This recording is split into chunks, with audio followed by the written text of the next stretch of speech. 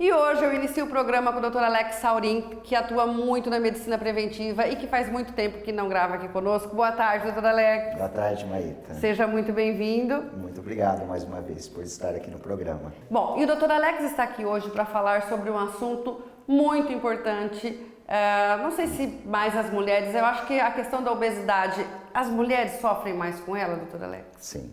A obesidade ela foi caracterizada como doença somente em 2013. Hoje nós temos aproximadamente aqui no Brasil 200 milhões de pessoas obesas e em torno de 17% desses 200 milhões são mulheres. As mulheres então estão na frente dos homens na questão da obesidade. Em termos de percentual, os homens é em torno de 12,5%, 13% e as mulheres em torno de 17%.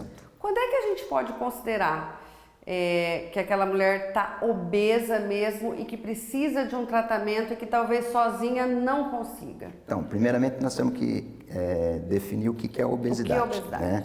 Obesidade ele é um acúmulo de gordura no organismo e isso pode ocorrer por vários fatores.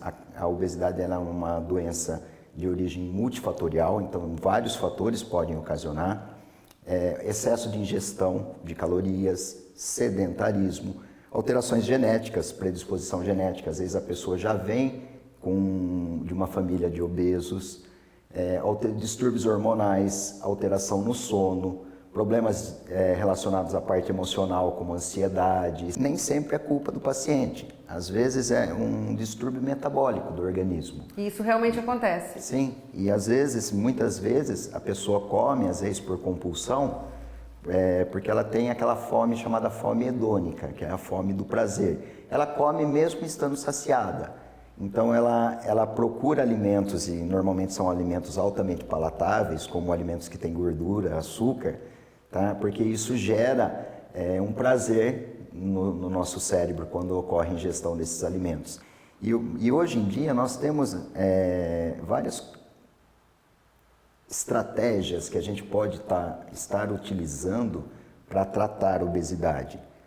Somente comer menos não resolve o problema. Certo. Precisa ter mudança de hábitos de vida.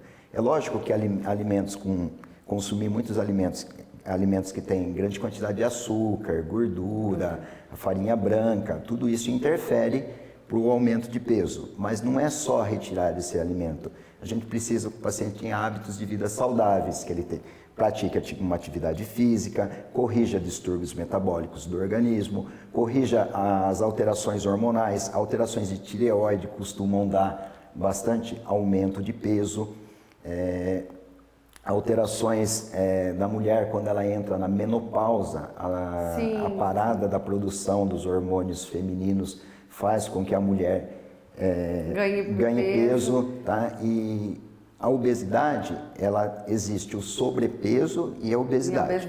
Tá? O sobrepeso, quando a gente faz uma relação entre o peso e a altura, tá? Você divide o peso pela altura ao quadrado, você vai ter um número. Tá? Esse número é chamado de índice de massa corporal. Se ele tiver até 25, ele está normal. De 25 a 30, a pessoa está no sobrepeso.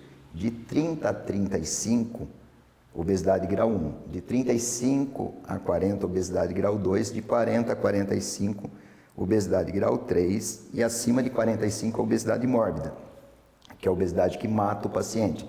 Junto com a obesidade, vem diversas outras doenças junto com ela, como por exemplo, pressão alta, diabetes, alteração de colesterol e triglicérides, apneia do sono, problemas nas articulações pelo excesso de peso, tá? Enfim, existem várias outras patologias que podem vir acompanhado da obesidade, inclusive o câncer. Existem alguns tipos de câncer que é mais prevalente na pessoa obesa. Olha só. E como é que a medicina preventiva, como que você nessa área atua para o tratamento da obesidade? Na realidade, a gente precisa explicar para o paciente tem que entender que ele precisa ter uma alimentação anti-inflamatória, eliminar o açúcar, eliminar o óleo, principalmente o óleo vegetal, que tem muito ômega 6, o ômega 6 é inflamatório para o nosso organismo, diminuir o consumo de alimentos industrializados, farinha branca, ele entender que é necessário com que ele faça uma atividade física, que ele faça um exercício físico, seja um esporte que ele goste ou apenas uma caminhada já seria o suficiente para ele começar a gastar energia. Nós atuamos também melhorando a qualidade do sono do paciente, que é muito importante. Aquele indivíduo que não dorme direito, ele tem dificuldade para emagrecer. Por isso, cada indivíduo vai ter um tratamento diferente? Normalmente, o tratamento é individualizado. Né? Individualizado. E a gente controla naquelas pessoas mais ansiosas, controla a questão da ansiedade, porque tem pessoas que, se ela está ansiosa, ela come. Tá? Ela acaba comendo.